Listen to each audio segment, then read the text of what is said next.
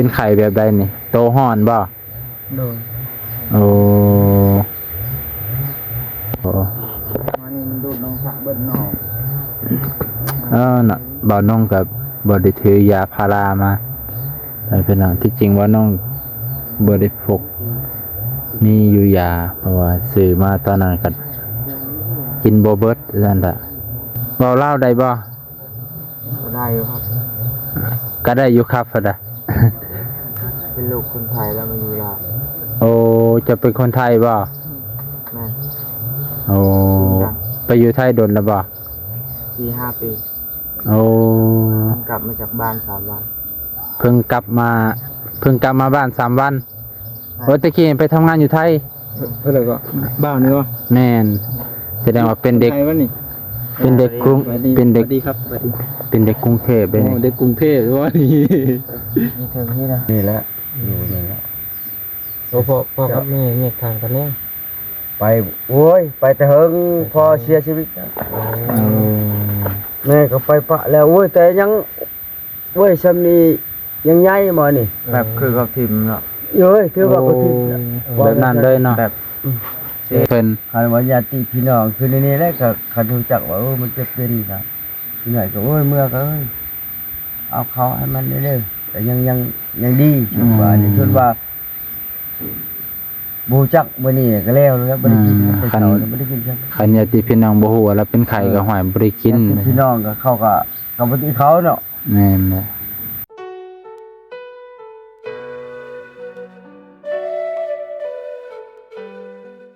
สบายดีพ่อแม่พี่น้องลุงป่าและสวัสดีครับพ่อแม่พี่น้องลุงป่าเบิดสุขทุกคนวันนี้มาเยี่ยมยามถามข่าวน้องพัดบ่ได้มาเกือบเป็นสัปดาห์พ่อแม่พี่น้องเพราะว่าน้องก็ติดภารกิจหลาย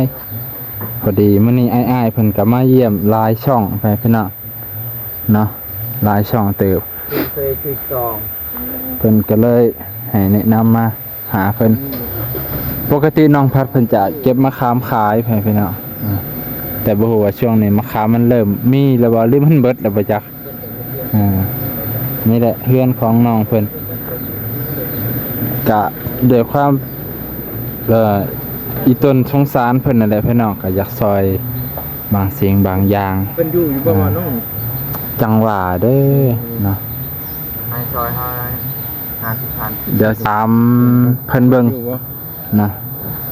เพราะว่าน้องเพิ่นส่วนหลายเพิ่นสิไปหามะขามขายคนดังเลยครับ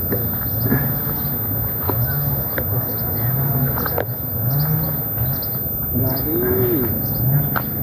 อยู่เหินอยู่บ่โอ้อยู่เนาะอันนี้อ๋อต่อพี่ท่านได้ไปหามะขามเนาะ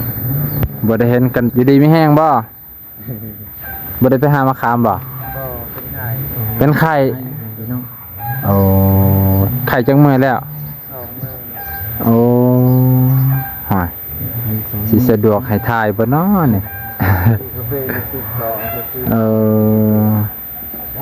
เป็นไปสิได้พักผ่อนแต่ว่านี่เนาะไข้สมบ่ได้กินยาเลยบ่เอาแล้วยาก็บ่มีให้กินนะบัดนี้ต่อไปเป็นไข้ปลาเพิ่นก็บ่มียาให้บ่มีสิบ่นดังไผกันฮะถามก่อนแป๊บนึงอย่าพอนอนกระเทินได้มาเลยครับบ่ได้มาดนเลยก็เลยไปพี่น้องนี่ก็คือชีวิตของน้องพัดตอนนี้เพิ่นก็ได้เป็นไข้ว่าซั่นดะเพราะว่าอากาศช่วงนี้มันหนาวแม่นบ่หนาวแน่ร้อนนำเฮ็ดให้สุขภาพอ่อนแอเป็นไข้ง่ายไปพี่น้องมันไม่แรง เป็นไข้แบบใดนี่โตร้อนบ่โอ้มันนี่มันดูดน้องสะเบิ้ลหนอน่ะบ่น้องกับบ่ได้ถือยาพารามาไปพี่น้องที่จริงว่าน้อง บริโภคมีอยู่ยาเพราะว่าซื้อมาตอนนั้นก็กินบ่เบิดนั่นแหละ2 มื้อป้าพวกป้าก็บ่ได้เบิ่งบ่ บ่ อืจ้ะมีแต่สินอนพักผ่อนได้แบบนี้เนาะ โดย มาขอมาค้ามก็บ่ได้แก้ไข บ่ ตั้งแต่เป็นไข้มานี่ โดย โอ้เด้อปกติก็แกะมาค้ามขายเนาะ โดย อืมรักษาสุขภาพนี่ได้เฮาแห่งอยู่ผู้เดียว พี่บ้ามานี่พี่บ้า แห่งอยู่ผู้เดียวโตผู้เดียว เป็นไข้ได้ป่วยมาหยาเลย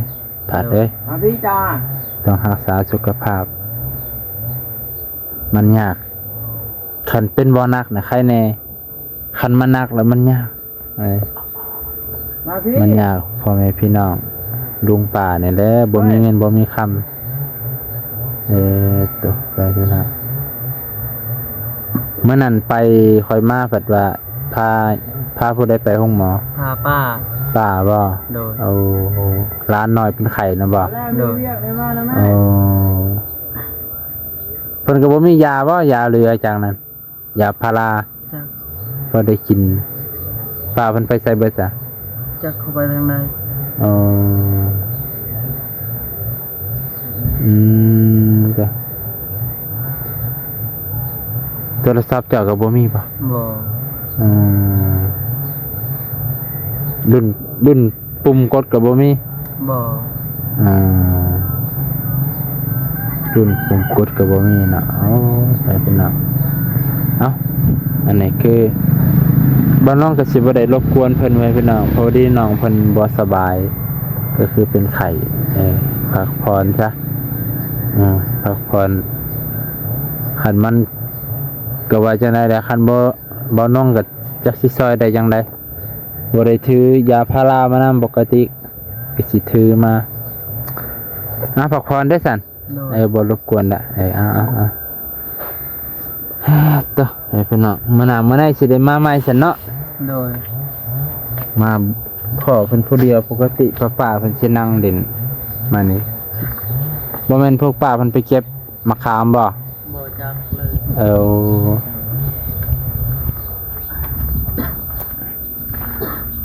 โอเคให้พี่น้องก็สิอำลาพาจากเพียงเท่านี้ก่อน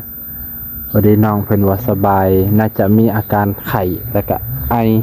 เพราะว่าช่วงนี้ไข้ไอมันมาพร้อมๆกัน อากาศมันหนาวร้อนๆกลางเว้นนี่ร้อนกลางคืนนี่หนาวสุขภาพบ่แข็งแรงเลยนะครับ เป็นไข้ได้ป่วยง่ายพี่น้องเนาะจ้ะว่าจังใด ผมขอเงินที่20 บาทซื้อข้าวเลยนะครับ โอ้มันมาที่ไสมัน อ่ะ โอ้มันอีหยังอันนี้ มันอยู่ในรถ บ่เป็นหยังเอาไว้กินโลด พอได้ไหม20ไม่มีข้าวกินต้องไปซื้อข้าว อ๋อเว้าลาวได้บ่ ก็ได้อยู่ครับ ก็ได้อยู่ครับพอดะ เป็นลูกคนไทยแล้วมาอยู่ลาว โอ้จะเป็นคนไทยบ่ แม่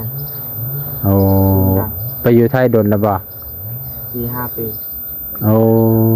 กลับมาจากบ้าน3 วัน เพิ่งกลับมาบ้าน3 วันโอ้ตะกี้ไปทำงานอยู่ไทย เพิ่นแล้วก็บ้านนี่บ่ แม่นแสดงว่าเป็นเด็ก ไทยวะนี่ เป็นเด็กกรุง สวัสดี เป็นเด็ก สวัสดีครับสวัสดี เป็นเด็กกรุงเทพเลย โอ้ นี่ เด็กกรุงเทพว่านี่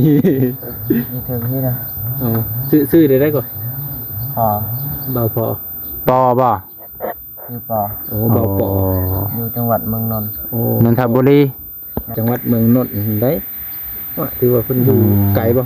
จากกรุงเทพไป จากแถวกรุง ไป เทพ ทำงานที่บริษัทนาคา โอ้บริษัทใหญ่เนาะ ลงกลึงเกี่ยวกับเหล็ก รวงกึ่งโอ้ เอ้ามัน ฝีมือด้วยนี่ ได้รับฝีมือ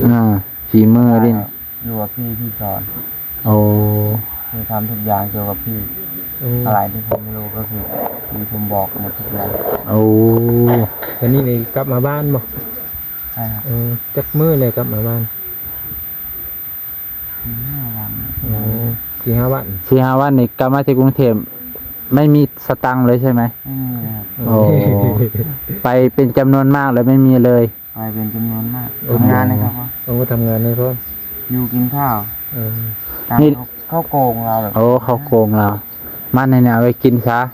บ่ต้องให้เฮาก็ได้ครับข่อยก็สิเว้าไทยน้ำเจ้าแล้วครับพุ่นเด้อเพิ่นเว้าไทย อันนี้เป็นเพื่อนกันบ่นี่ น้อง โอ้เป็น โอ้ น้อง เป็นน้อง เป็นอ้ายเนาะอ้ายเป็นน้องกัน เป็นพี่ เป็นพี่เป็นน้องกันโอ้ โอ้เพิ่นมายามน้อง อืม ยามน้องบ่สบาย มีโอกาสไปหา โอ้มีโอกาสมาหากันเพิ่นว่า สิกลับไปกรุงเทพอีกไหม ก็กลับถ้าพี่โทรมาพี่ไม่รับก็กลับ อ๋อจะกลับยังไงไม่มีตังค์ ก็ขอกับพี่น่ะ อ๋อโอ้ ถ้าพี่ให้ผมก็กลับ ถ้าไม่ให้ พี่ไม่ให้ผมก็ไม่กลับ อ๋อ โอ้จะแสดงว่าเพิ่นนี่เป็นคนลาวอยู่ไทยหรือเป็น ก็คือแบบต้นทุนการไปมันต้องใช้ตังค์ไปครับเพื่อน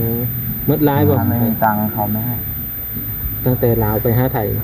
หมดกี่สตางค์ถ้าไปจากประเทศไทยหาประเทศลาวหาประเทศไทย ไม่รู้ยิงตาม อ๋ออิงตามเฮาไซบ่ อืมแล้วมันขึ้นกับราคารถที่เข้าไปนะ เจ้าเป็นคนบ้านนี้บ่ โอ้เป็นคน สำเนียงคือบ่คือคนบ้านนี้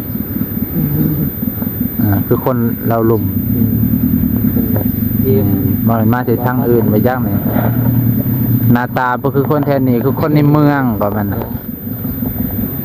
เจอบ้าวในเมืองมาลินเจ้าตัวนี้ไม่อยาก สบายดีไอ้สองเบิด2 คนเด้อ โดยสบายดี แนะนำโตปากซื้อนะ น้องอันยังก็ซื้อน้องปอ พอพี่วัด ปออภิวัตรโยนามสกุลก็อยากกับดาราเลยได้นี่เฮ้ยพี่น้อง แต่ธรรมดาอยู่ครับ คือน้องปอนี่เป็นเพื่อนกับน้องพัด น้องปอมาจากคนลาวนี่แหละไปทำงานที่กรุงเทพเป็นจำนวนมากมันก็เลยมาเยี่ยมยามเพื่อนรัก โอ้ดีแล้วเนี่ยมีน้ำจิตน้ำใจมาเยี่ยมยามกันเนาะ อืม คนหนึ่งบ่สบายกับไปเยี่ยมคนหนึงถึงสิ ไป บ่ หา มี มาแวนี่แหละ ไปหามาแว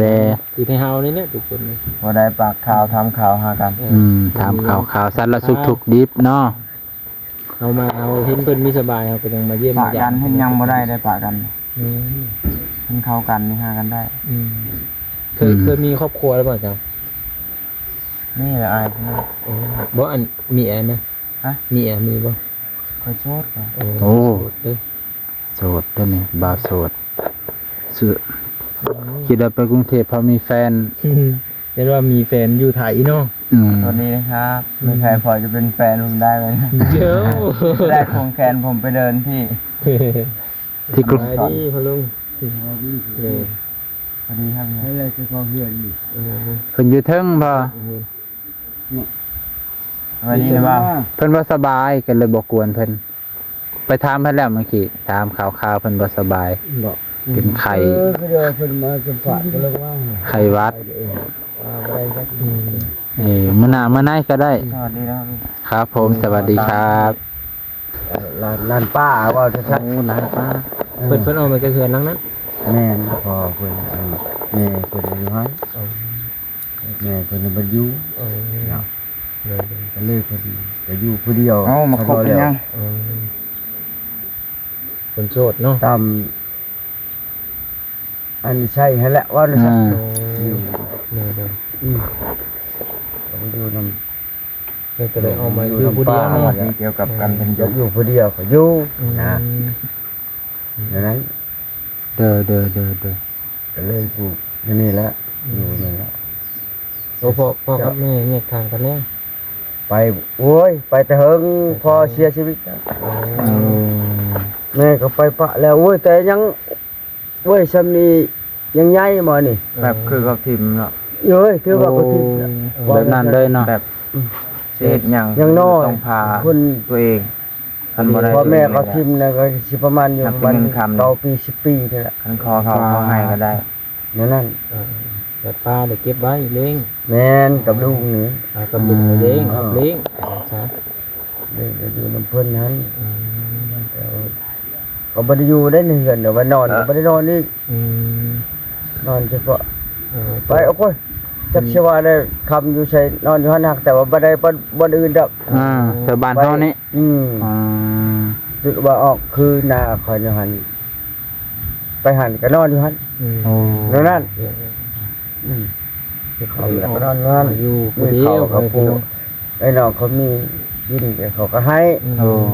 เขาบ่ได้ว่าแล้วว่าบ่ให้ มีก็ให้บ่ได้มีก็เพิ่นก็บ่ได้ว่าเพิ่นก็บ่ได้ขอเนาะ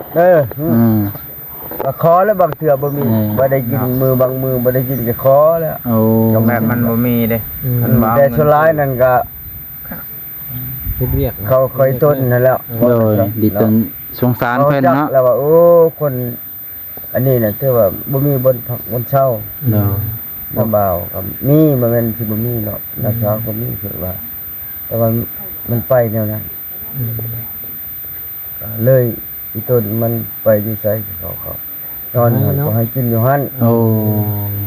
เดิน เด็กเว้นแต่ว่าบ่ไปบนอื่นนะเป็น เดิน บ้างได้เขา เป็นบ้านอื่น เขาบ่ได้กิน เดิน เขาปล่อยเขาดาเนาะ ตัวนั้น แต่ว่าในเฉพาะในบ้านเนี่ยคือบ่ได้กินแล้ว โดย เขาน้ำจำปาบ่ว่าแล้วสิบ่ได้กิน โอ้ไทยบ้านเพิ่นก็เบิ่ง ก็กินได้ครับเดียวหั้นแล้ว โดย ว้าวนะซะ อ่า ไปนอนอยู่นี่เนี่ยก็เขาจะให้กินแต่มื้อนี้มื้อนี้เจ้าก็ไปดิต่อเด้อจักไปตอนเช้าจักสิได้กินหรือบ่บ่จักได้อตัวนี้เด้อบ่ได้กิน โอ้ว่าแล้วก็บางมื้อก็ได้อิ่มท้องบางมื้อก็ เออ อ่า แม่นนั่นล่ะ อ่า บางมื้อก็ได้กินบางมื้อก็บ่ได้กินคือเว้าหั่นล่ะ โอ้ยเนาะนี่คือชีวิตของน้องพัดเพิ่น แม่น เป็นเนาะ พัฒนากู คิดว่ากำพร้านั่นแหละสมัครกำพร้าแหละแม่เพิ่นก็บ่ได้มา แม่ก็บ่ได้อยู่ ตั้งแต่สิใด แล้ว อ่า แม่ก็ดีกูรู้จักที่ไปที่มาปานนี้ก็เลย มีแต่ไทยบ้านเบิ่งแยงเลี้ยงดูเนาะ แม่นอันนี้เขาก็ช่วยก็บ่ว่าที่บ่ช่วยก็พอได้คือว่าไว้แล้วคันเลือกก็ได้กินถ้าบ่เลือกก็บ่ได้กินนั่นแหละเพิ่น อืม ว่าซะ เดิน นั่นล่ะว่ะ ก็คือว่ายังดีอยู่เนาะพี่น้องมีไทยบ้าน เนาะ เลี้ยงดูนะเนาะ โดย ช่วยกันเล็กน้อยให้แล้ว เพิ่นก็ ก็ช่วยบางมือให้แล้ว ก็อาศัยว่าเพิ่นเฮ็ดเวียกเฮ็ดงานซอยเขา เออ ข้าว ใช้ น้ำมากิน ใช้ได้อยู่ เออ ยังใช้เวียกใช้ได้อยู่ เพิ่นก็เฮ็ดเวียกเฮ็ดงานได้อยู่ แต่ว่าคิดว่าคือมื้อนี้นั่นเพิ่นจะเป็นนี่ก็แล้วเลยแล้วมื้อนี้ เออ บ่ได้กินแล้วมื้อนี้น่ะ โอ้คันจะเป็นแม่นี่คือเพิ่นบ่ได้กินเลย ก็ถือว่าบ่ได้กินแล้วถือว่าบ่ได้ไปหาเขา บ่ได้ไปหาเขาเนาะบ่ได้ไปซอยเวียกซอยงานเพิ่น คันว่าญาติพี่น้องคือในนี้แหละก็คันรู้จักว่ามันจะเป็นครับพี่น้อยก็โอ้ยเมื่อก็เอาเขาให้มันเด้อแต่ยังดีชุดว่านี่ชุดว่าบ่จักมื้อนี้ก็แล้วบ่ได้กินแต่เช้าบ่ได้กินจัง คันญาติพี่น้องบ่ฮู้ว่าเราเป็นไข้ก็ห้อยบ่ได้กิน พี่น้องก็เขาก็บ่ติเขาเนาะ แม่นแหละ คันว่าบ่ได้แจ้งหาเขา อืม คิดว่านะ คันว่าบอกบ่แจ้งเพิ่นก็บ่ฮู้ รุ่นบ่ อืม เขารู้จักว่าผู้มือมันเคยไปดิ อ่า เขาก็บ่ได้สนใจว่า แต่ละมื้อ มันขายอยู่นี่เขา โดยเข้าใจเพราะว่าน้องแต่ละมื้อเพิ่นบ่อยู่ เออ เพิ่นไปนั่นไป ไป นี่ พอได้ผู้นั้นให้คันละถ้วยหนึงผู้นั้นก็ให้ถ้วยหนึงคิดว่าเฮ็ดเวียกผู้ใดผู้นั้นเลี้ยงว่าซั่นซะ โดย บ่มีบ่อนเพิ่งอาศัยให้ละท่านก็ว่าเฮ็ดมื้อนี้ก็ถือว่าได้กินคือนำพอนี่ก็ได้กินมื้อนี้มื้อนี้เจ้าคำพอให้กิน บัดตื่นมื้อเช้าบ่ได้กินเลยนะมันไปเฮ็ดเวียกใหม่เลยดิฉะนั้น โอ้เดิน ฉะนั้น เอ้ามื้อนี้ก็สิซ้ำนี่ก่อนให้พี่น้องก็สิอันนี้คือประวัติของน้องพัดนั่นแหละ บางมื้อก็ได้กินข้าวบางมื้อก็บ่ได้กินแล้วแต่เพิ่นไปหันเพิ่นไปซอยเวียกใส่งานญาติพี่น้องเพิ่นก็ให้กินเพิ่นน่ะเนาะ บ่าวยังก่อ เพิ่นก็อยากว่าง่ายๆก็คืออยาก บ่นุ่ง ซอยทางน้องพัด ช่วยเหลือ อยากซอย ร้านแต่เฮานี่ละ เนาะ เนาะอันนี้ก็ ว่าไงกะ ผู้ใหญ่บ้านก็บ่แม่นเนาะ จะให้ทั้งเบานุ่งเนาะ โดย แล้วก็เบายังต่อ เบาบาง เบาบ้าง เนาะ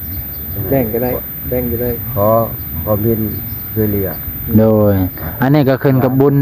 ญเพิ่นนั่นแหละโดย บุญเพิ่นร้ายซ้ายเพิ่นยาวก็น่าจะ บุญหลายสายยาวกะบ่แน่ได้มื้อเถื่อเพิ่นดิตนสงสารเกินว่าบ่รีบกระเทียมเดียวเนาะอยู่ผู้เดียวบ่ได้มีที่พึ่งที่พาเพิ่นอาจจะซอยได้ให้เพิ่นน่ะเพิ่นอาจจะซอยเพิ่นอาจจะได้ขึ้นกับบุญอันนี้เฮาก็การันตีบ่ได้นะ แล้วแต่เพิ่นคิดเห็น โดยถูกต้องแล้วแต่เพิ่นคิดเห็นเพราะว่าคุมื้อนี่ แต่ยังบ่ทันว่าเนาะ โดย แต่ว่าทางนี้ก็จะให้ขอความ เมตตาขอความช่วยเหลือ แล้วแต่เรื่องร้ายก็ยังบ่ทันว่า โดย ยัง เข้าใจ พอแต่ไม่ขาด โดยบอกเขาว่าบายขาดเสาแรงให้น้องเนาะ คือว่าแม่น โดย เงินชาติถึงทั้งเบ้า นุ่ง บ่นุ่งแล้วก็เบ้า บาง บ้าง เพิ่นก็เห็น โดยก็เคยเห็นแหละเฮือนเพิ่นน่ะเนาะ อันนั้นแหละแต่ว่าก็แล้วแต่เพิ่นคิดเห็น โดย แล้วแต่เพิ่นสิช่วยเนาะ โอ้ยตั้งกันทั้งเพิ่นบ่หรือว่าทั้งเจ้านายเพิ่นเว้านั่นซะเนาะ โดย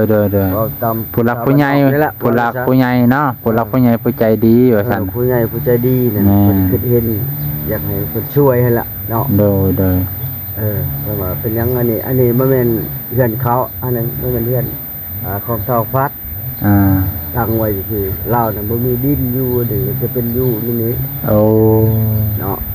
อันนี้ก็เป็นในบ้านบ่เลยซะเนาะ โดย เห็นบ่มีบนปลูกบนพังบนอยู่นี่แหละให้เอาอยู่นี่ก่อนถ้าว่ามันจะเอาชีวิตเฮือนแล้วจังให้เรายกไม้บนไม้หั่นน่ะ โดย แต่ว่าคือเห็นแนวนั้นมันเท่าพัน อันนี้คือเพิ่นเป็นในบ้านนี่ โดย แม่น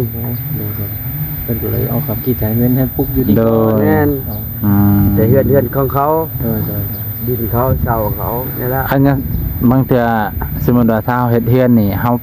สร้างอยู่นี่เลยแหละเฮาขอซื้อดินแค่เฮือนนี่ก็ได้ บ่สร้างตัวนี้บางที่ก็โอ้ยทางอันนั้นผู้ใหญ่ใจดีเพิ่นว่าเอ้าขอซื้อเลยเนาะเสาเพิ่นมีแล้วเนาะ ก็ได้ สาธุก็บางทีทั้งนี้ก็สิช่วยทั้งเจ้าของดินแต่ว่าสิระดมซอยว่าได้บ่หรือบ่ได้ก็ยังเฮาย่อมท่านว่าเนาะ โดย แต่ว่าทั้งผู้ใหญ่ใจดีเพิ่นว่าสิช่วยแหละให้ขอซื้อดินตัวนี้ แล้วสิเว้าซอย โอ้ ก็สิประมาณ50นี่ล่ะเดี๋ยวนี้เนี่ย เรื่องดินนี่เนาะ แม่น ว่าเพิ่นก็เป็นบ้านสามารถผูกพันเราได้เนาะ แม่น เด็กก็ยังมีในบ้านเพิ่นให้ความช่วยเหลืออยู่ได้ มันว่าเอา โดย เพราะว่าทั้งนี้ ประวานเพิ่น เห็นดี ให้คำแนะนำดี ทั้งผู้ใหญ่ผู้ใหญ่ใจดีเพิ่นสิช่วยหั่นน่ะ โดย ว่าโอ้ช่วยได้แหละทานนี่แต่สิขอซื้อนำอันนั้นญาติพี่น้องเขานี่เนาะบ่ได้ดินนี่นะก็สามารถได้ตัวนี้ซื้อดินตัวนี้ โดย ครับ แต่ว่า แม่น ก็ยัง50หั่นละว่าซั่นซะเนาะ โดย แต่ก็สิได้เพิ่นว่าผู้ใหญ่ใจดีเพิ่นสิช่วยนะ ก็จะขอให้เพิ่น มีสึกว่า ช่วยนี่ละว่าซั่นซะคันว่าเพิ่นบ่ให้แล้วก็สิขอนำพี่น้องให้นั่นพุ่นละทางหลังพุ่นละเดือนเพิ่นน่ะสิปลูกเท่านั้น ขอให้พี่พ้นจากความเป็นตา คันว่าเพิ่นได้แล้วก็เอาตัวลงนอนลงตัว ก็สิได้อยู่ดอกก็เบิ่ง แต่เราไม่ได้ก็ต้องหาบอลมาอีกเนาะ ก็บ่ได้ก็ถือว่าทางหลัง โอเคเอ้ามื้อนี้ก็สิซ้ำนี้ก่อนพอ จ้า โดยโดยเพราะว่านี่ก็หลายนาทีแล้วตอนนี้ก็พ่อบ้านเพิ่นมาคุยโอลมนำให้เพิ่นให้ข้อมูลที่ดีต่อบ่อน้องแล้วก็ได้สิได้อำลาพาจากเพียงเท่านี้ก่อนให้พี่น้องบ่สุขสุขคนบ่อน้องก็สิได้ไปก่อนให้พี่น้องเนาะมื้อนี้ก็มาหาน้องพัดนี่แหละให้พี่น้องต่อ เบิ่งอากาศเพิ่นพี่น้องพุ่นฮ้อนก็ฮ้อนเพิ่นพี่น้องเนาะมื้อนี้ก็บ่าวน้องก็ได้โอ้ลมกับเพิ่นมาเว้าสู่ฟังแหละพี่น้องมาเว้าสู่ฟังโอ้น้องพัดนี่ก็การเป็นอยู่ของเพิ่นก็ลำบากพอสมควรพี่น้องการอยู่การกินเพิ่นก็ยังขาดเคินนะพี่น้อง